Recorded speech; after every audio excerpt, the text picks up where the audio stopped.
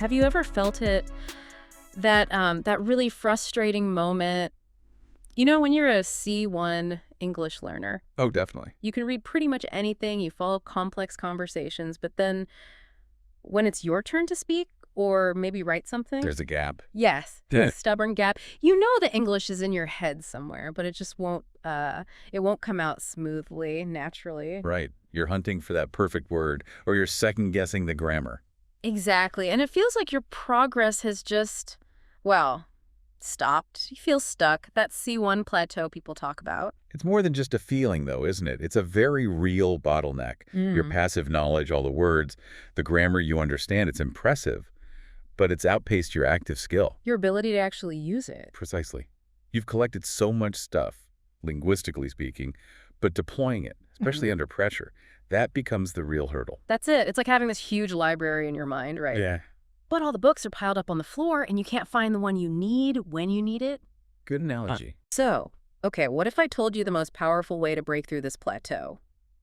It isn't another textbook or a new app or drilling thousands more flashcards. Okay, I'm listening. What if it's actually a simple but really profound shift in how you learn? What if it's just explaining things? Yes. So what we're diving into today is this really potent idea from pedagogy known as the protege effect. Or sometimes called the Feynman technique. Exactly. Or, put simply, learning by teaching. So our mission in this deep dive is pretty clear. We want to unpack the cognitive science. Like, why is this method so powerful? Right. The mechanics behind it. And we'll give you a practical framework. What should you actually be explaining? And maybe more importantly, how do you do it effectively? And we've got some really inspiring real-world examples, too. Learners who genuinely transform their skills using this. The goal here is to help you move beyond just passively understanding English to stepping into the role of an active, confident, articulate user of the language, ready to dig in. Let's do it. Because, to really commit to a new strategy, especially one that takes effort, you need to understand why it works Makes sense. and the effectiveness of explaining. Yeah. It's not magic. It's all about how our brains process, store, and retrieve information. When you force yourself to articulate something, even to an imaginary person. Like a rubber duck. Yes, even a rubber duck. Yeah. You trigger this cascade of really powerful cognitive processes. And when we talk about making complex things simple, you mentioned Feynman, Richard Feynman, the physicist, right? His technique is kind of the gold standard here. He's definitely the poster child for it, yeah. Feynman was, well, legendary for taking incredibly complex physics, quantum mechanics, and making it understandable for almost anyone. So how does his technique work? What are the steps? It basically boils down to 4 core steps. First, you pick a concept you really want to get your head around deeply. Second, you try to teach it or explain it to a child or just someone who knows nothing about it. Use the simplest terms possible. That second step feels absolutely critical for C1 learners. Your concept could be, I don't know, a tricky phrasal verb or the theme of an article you read or even just understanding a news headline properly. Exactly. And trying to explain it to a hypothetical child forces you to ditch the jargon. You have to use clear, basic words and simple sentences. It really makes you solidify the fundamentals, like building with solid briefs, not just flimsy ones. Then comes step 3, which is maybe the most important. Identify the gaps and simplify. When you stumble, when you reach for jargon, or you just feel fuzzy. That's the spot. That's precisely where your understanding is weak. And that's not failure, it's data. It's a diagnostic tool. Yeah. So you go back to your source material, your notes, whatever, and fill that specific gap. Then you refine the explanation to its smooth, simple. Cut it. And the last step. Review and refine. Maybe create an analogy or a better example to really cement the idea. It's this loop, you see. Learn, explain, find gap, learn more, explain better. Iterative. Okay, so let's pull back the curtain then. What's actually happening inside our brains when we do this? What's going on, under the hood that makes it so good for language learning at this advanced stage? Well, what's really fascinating is that when you use this technique, you're essentially giving your brain a full, targeted workout. First off, it's intense retrieval practice. Retrieval practice. Yeah. Think about it. Most of our learning is passive.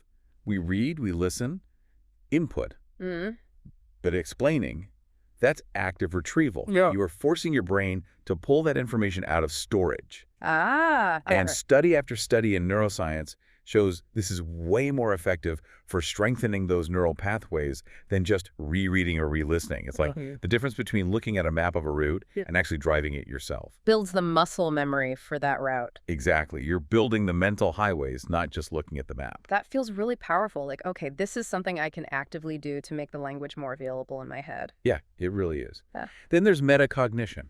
Thinking about thinking. Right. And this might be the most crucial benefit for a C1 learner. When you explain, you're immediately confronted with the true state of your knowledge. Those ums, those uhs, those moments where you pause. They're not failures. No, they're valuable data points, bright flashing signs pointing directly to where your understanding is fuzzy. This self-awareness lets you target your weaknesses with, like, surgical precision, instead of just randomly reviewing stuff you probably already know pretty well. So it's not just knowing what you know, but getting really good at spotting exactly what you don't know. Which, yeah, for advanced learners, that can feel like the biggest hurdle sometimes. How quickly does that self-awareness develop? Does it click immediately, or does it take practice? Oh, it definitely strengthens with practice. The first few times, yeah, it might feel a bit awkward, maybe exposing. But you get better at noticing those hesitations pretty quickly. The immediate feedback helps. Makes sense. It also promotes elaboration and integration. Explaining forces you to connect the new information to what you already know. You can't just parrot a definition. You have to link it, give examples, build a coherent picture in your mind. Like explaining an idiom. Perfect example. To explain to be on the fence, you might connect it to feeling undecided, maybe tell a mini story about choosing between two things. That process, that weaving it into your existing knowledge, deepens the memory trace, makes it stick. And the last bit you mentioned, forced simplification and chunking. That sounds really useful too, because sometimes complexity just hides the fact that we don't really get it. It's so true. The challenge of explaining something simply forces you to break it down. Find the core essence. It turns this big, intimidating block of information into smaller, manageable pieces or chunks. And when you can do that... You don't just know the topic, you truly own it. Yeah. Basically, explaining shifts you from being a passenger in your learning journey to being the driver. You're navigating, not just along for the ride. That's a great way to put it. Okay, so the theory is super compelling. But practically, what should C1 learners actually be explaining? Because the beauty here is its flexibility, right? You could apply it to almost anything. Absolutely anything.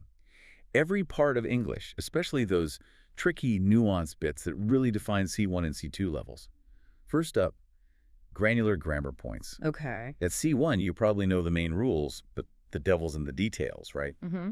The application, the exceptions, the common mistakes. Like the difference between used to, be used to, and get used to sounds simple, but oh boy, learners mix those up. Constantly. Our sources had a good example. You'd tell your imaginary student, okay, think of used to like a time machine. Only goes to the past. Describes a finished habit. I used to live in Paris means not anymore. Right. Then be used to is about now, your current state. Something's not strange anymore. I am used to the cold weather. And get used to is the journey, the process of adapting. It took me a while to get used to the food. That example also shows the self-correction power. While explaining, you might suddenly think, wait, can I say, I am used to work hard? That tiny doubt, that's a gift. Because then you check. Exactly. You look it up, confirm it has to be, I am used to working hard. And that active checking of a specific doubt locks the rule in way better than just reading it passively. So other good grammar topics could be What? verb tense, nuances, conditionals, articles, modal verbs. All of those. Anything that feels a bit slippery. Okay, beyond grammar. This sounds brilliant for vocabulary. And idioms, collocations, because C1 isn't just about more words, it's about nuance, connotation, context. It's about the flavor of a word, isn't it? Yeah, like explaining the difference between, say, clever, intelligent, wise, and shrewd. Good set. Intelligent is sort of your general brain power, like Einstein, maybe. Clever is more quick-witted, maybe practical ingenuity. Like fixing something with duct tape. Could be.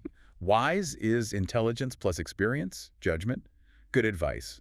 And shrewd, that's sharp, practical intelligence, often in business or negotiations.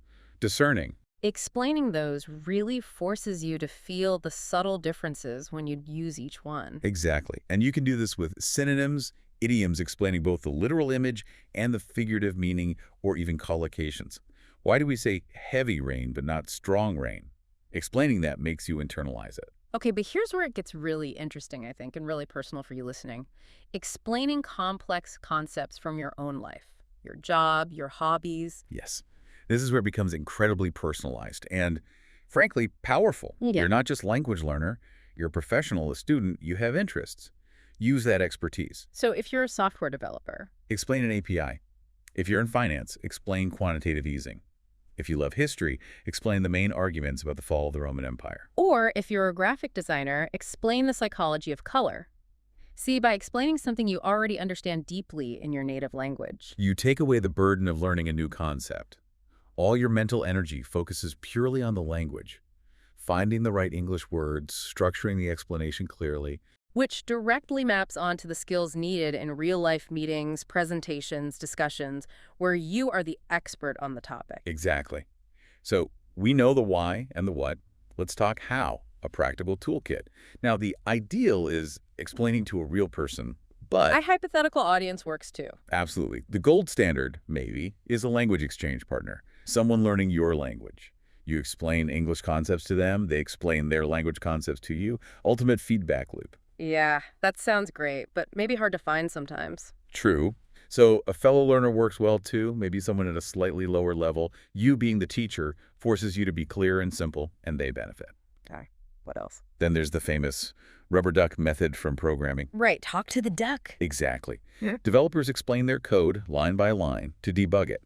You can explain the English subjunctive mood to your coffee mug. Sounds silly, but just verbalizing it often untangles the problem in your own head. I love that. I think I tried explaining something complex to my cat once. Mostly got a blank stare, but saying it out loud still helped me. See? And probably the most accessible method for everyone. Record yourself. Voice memo app on your phone, record a video. It's incredibly powerful for self-assessment. A bit painful sometimes, maybe.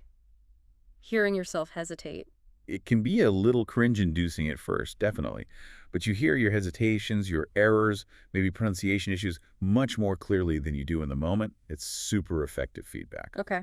And if speaking feels like too much to start? Start by writing it out. Write an email explaining something to a hypothetical colleague. Write a short blog post explaining a grammar point for other learners. Writing forces logical structure, precise words. It's a great first step to build that clarity before you say it. So for you listening, how does this become like a repeatable process? Our sources sketch out a clear workflow. Yeah, a step-by-step. First, select your micro-topic. Keep it small.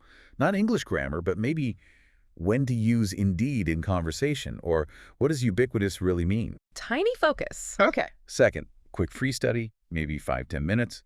Just refresh your memory from a good source.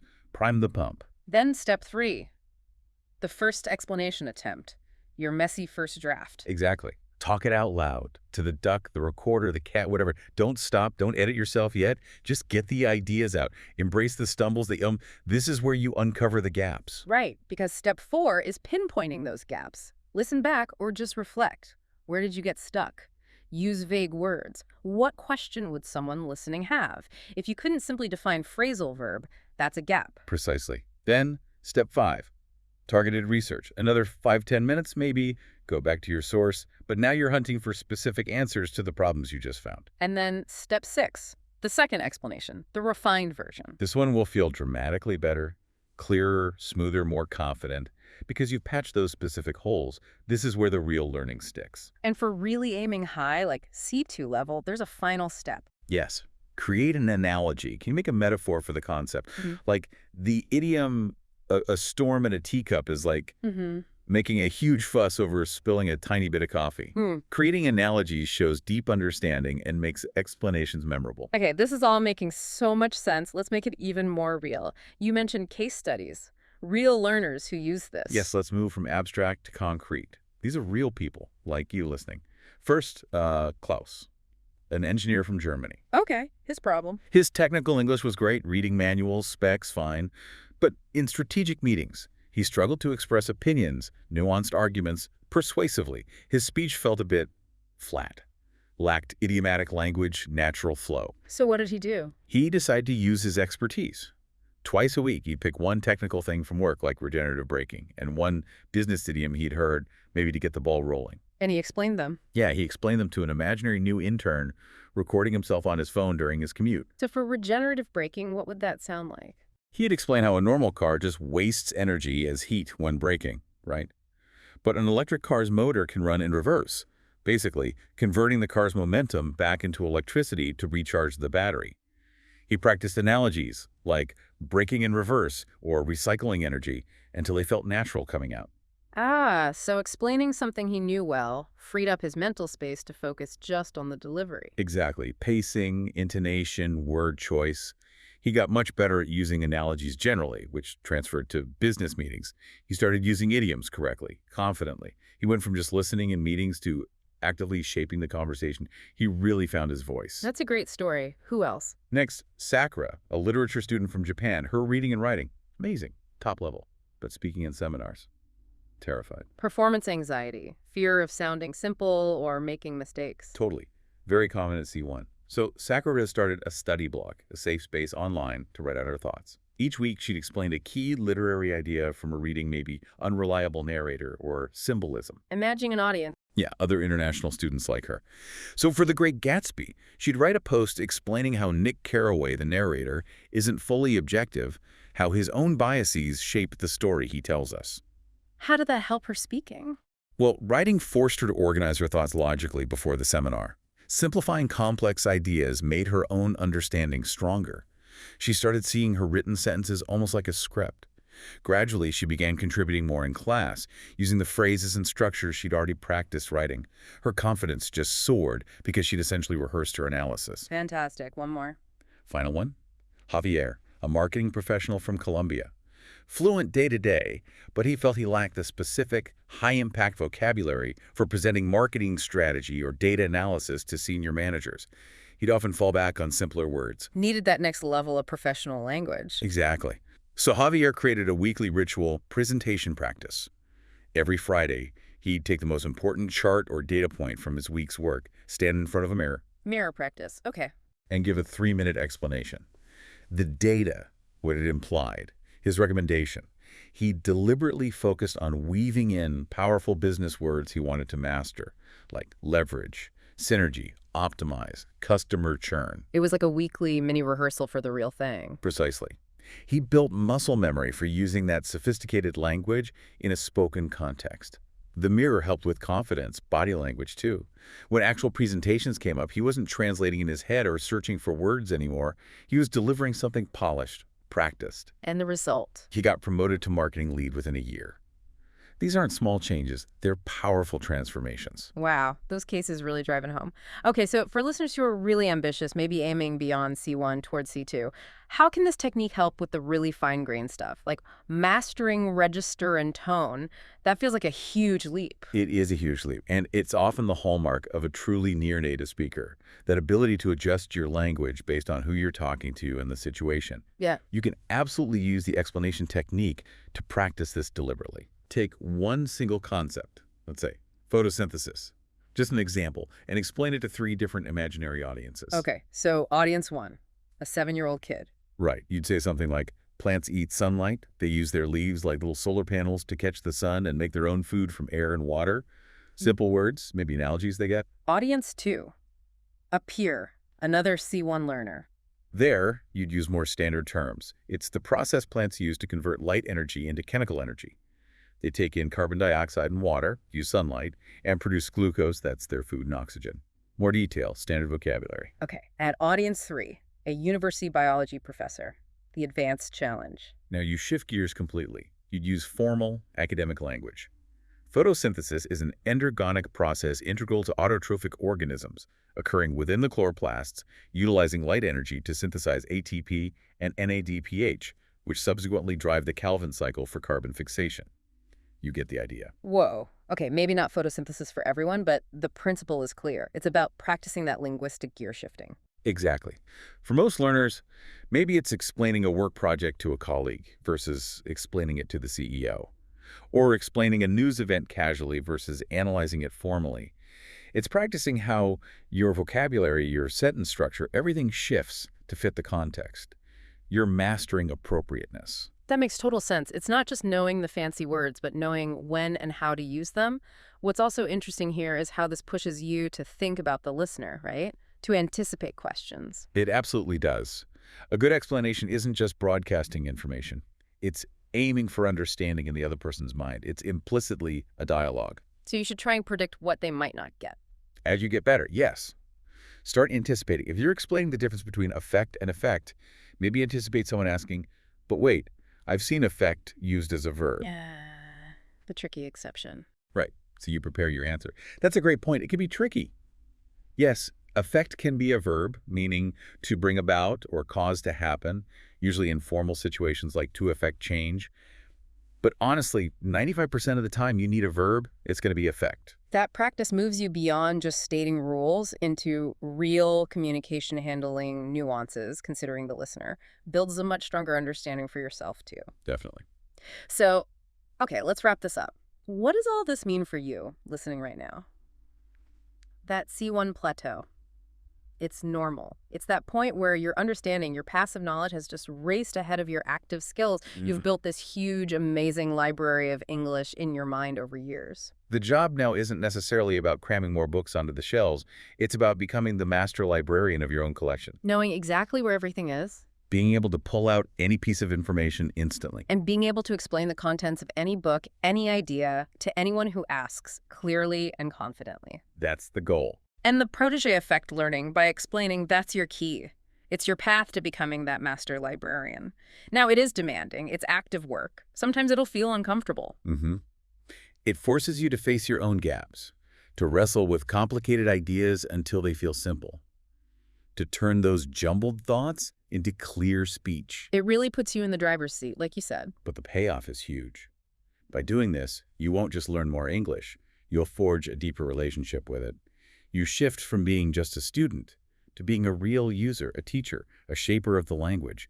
You start to truly own it. So your challenge today, it's simple, but it could be really powerful. Pick one small thing, tiny, a word you learned yesterday, a grammar rule that's always felt fuzzy, even just one idea from this deep dive. Just one thing. Find a quiet spot, turn on your phone's recorder, and just explain it out loud. Then listen back. Find one gap, one hesitation, one unclear bit. Doesn't matter how small. Then go learn that specific bit, fill the gap. And then explain it again. Just that one small thing, but better this time. This isn't some magic hack or a shortcut. It's a fundamental shift, a change in mindset. It's the path from just knowing English to truly owning it.